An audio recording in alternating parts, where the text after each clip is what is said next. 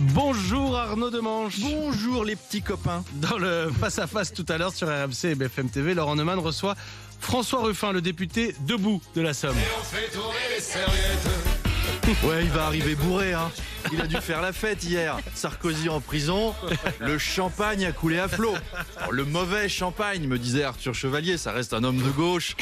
Mais tout ça pour vous dire, si Ruffin mettait des cravates, il arriverait avec la sienne autour de la tête. Il a dû suivre ça en direct, un petit peu comme nous tous quand on a suivi la cérémonie d'ouverture des JO. À côté de lui, il y avait Fabrice Arfi, le journaliste de Mediapart, qui faisait les commentaires.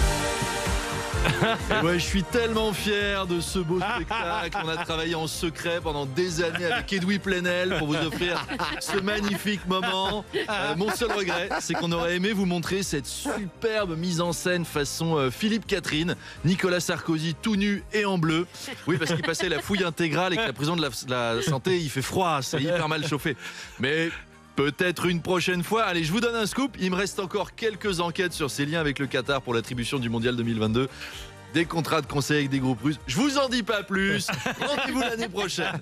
Et puis bon, après la cérémonie, il a fallu que François Ruffin retourne travailler. Les députés ont commencé à bosser sur le projet de budget et ils sont dégoûtés à gauche. Non seulement ils n'ont pas réussi à renverser le gouvernement, mais en plus, maintenant, ils doivent bosser. C'est l'ascenseur émotionnel. C'est un peu comme nous quand on nous annonçait que notre prof était malade. Ouais, mais elle est venue quand même. Oh, et il y a eu un interro. Oh non, et on n'a pas bossé. Oh, bah là c'est pareil.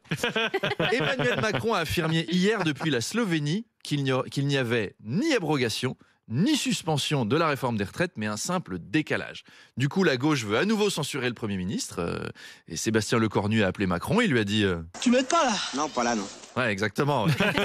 François Ruffin déplore que les députés aient rejeté la taxe Zuckman, alors que la taxe Zuckman est soutenue par la majorité des Français. On rappelle, le principe, c'est de prendre 2% par an aux plus riches.